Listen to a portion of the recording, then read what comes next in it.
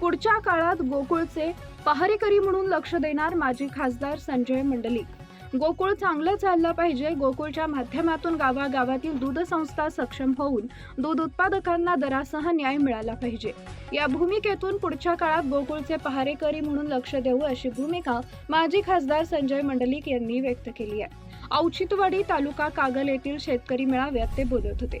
मेळाव्यात पंचायत समिती सदस्य बालाजी फराकटे, मंडलिक साखर संचालकपदी निवड झालेले अनिल सिद्धेश्वर, प्रदान भोजे, महाराष्ट्र शासन मिशन वात्सल्य समितीवर अशासकीय सदस्यपदी निवड झालेले संदीप बोटे, संजय गांधी निराधार योजना समिती सदस्यपदी नियुक्त झालेले नारायण मुसळे व स्मिता राज हेगडे यांचा यावेळी सत्कार करण्यात आला.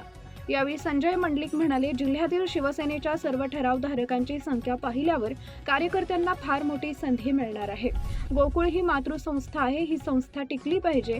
यामध्ये वादविवाद झाले नसले पाहिजे. त्यावर चुकीचं बोललं नसलं पाहिजे. हे पथ्य सुद्धा आम्ही जाणीवपूर्वक पाळलंय.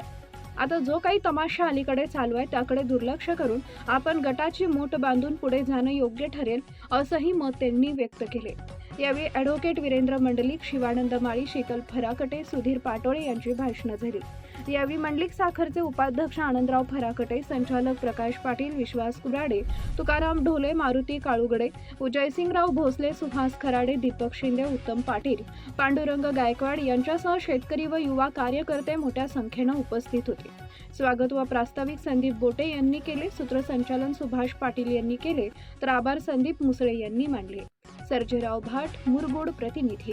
लाईक करा, शेअर करा, सबस्क्राईब करा आणि बेल आयकॉन प्रेस करा.